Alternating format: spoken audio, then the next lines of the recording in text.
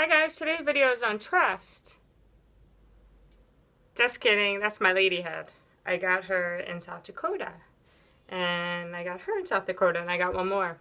But it's from my friend Emily McDowell, because she's weird too. Look her up, emilymcdowell.com. Lady heads. Just had to get them when I saw them, because they're weird, and I'm weird. And I love weird. Weird's a compliment. The other day, someone put on my Facebook, I love how weird you are. Well, thank you very much, Kristen. So tonight's video is on trust. Oh, and I also got these. Aren't you guys jealous? Just once. They're dirty. I wore them on the plane.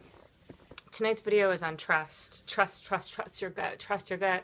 It's funny because I've been talking a lot about that lately. I made a little meme that says something like, trust your gut, that shit never lies. And then I just published a guest post by beautiful Elaine Gale, who attended the Writing and the Body retreat I led with Lydia Yuknovich.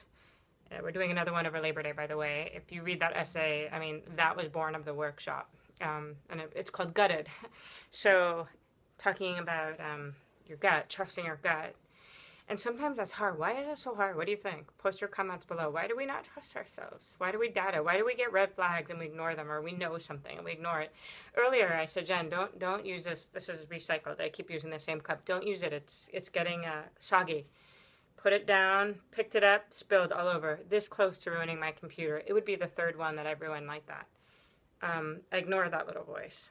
Trusting that the right people who you're meant to be will come into your life. In fact, the other day I talked about my friend Ren. She's a poet. She wrote a post on this site, or in the manifestation, about being androgynous. She's also a painter, and she painted me a painting. I got back last night from South Dakota, which was everything. That workshop blew me away. To a painting Ren had painted me. Look at this, you guys. It's called Calm in Chaos. I was so moved. I am so moved. I'm figuring out where to hang it. I was so touched. Calm and chaos, because that's my life, except the calm part is not always happening. But when I have trust, it is. So what do you think, Ladyhead? Talk to me about trust. Well, Jen, what do you think she look like with my glasses on? So trust. I kept thinking, what to talk about with this particular video. She's sexy. And I kept restarting it, which rarely happens. Usually I just hit the red button and bleh.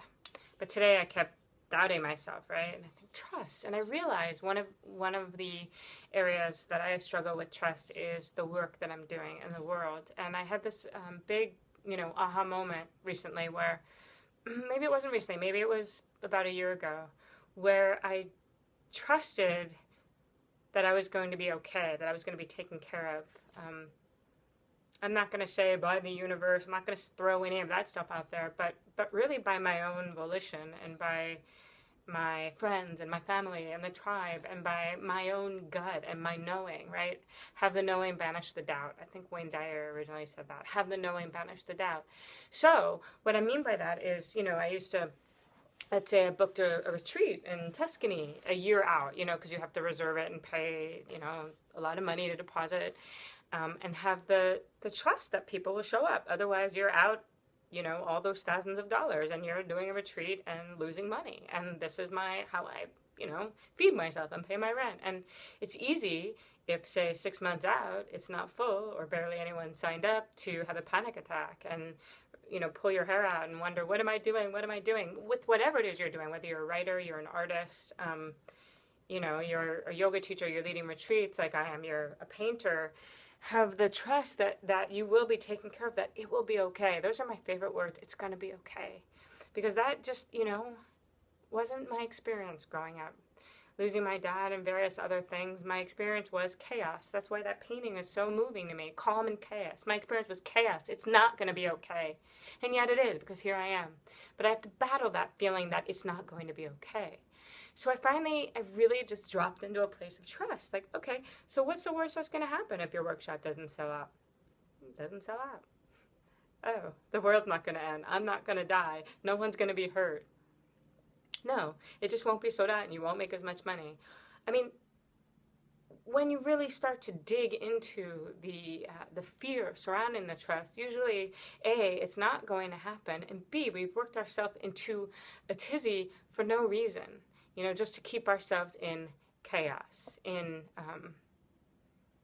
panic mode, in feeling the not enoughness.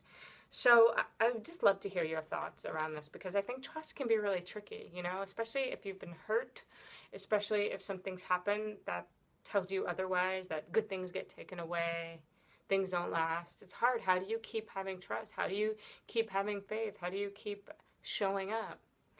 I don't know. You just do. You just get out of bed every day. You know, I did. I mean, I haven't left the house yet today. I'm about to, but you just keep going, and you keep choosing trust. You keep choosing trust. You keep choosing trust, and that's what I'm choosing. And everything's working out. And there will be bumps in the road. That's life, guys. That is life. What is that expression? One shitty day does not make it the shitty life. Okay. So I love you guys. I trust you. I trust that this is where I'm supposed to be. This is what I'm doing, and that it's all going to be okay. I want to hear your thoughts on this. I'll see you in Dallas on Saturday. There's 2 spots left. Love you guys. See you on Instagram. Jen Pastel up there.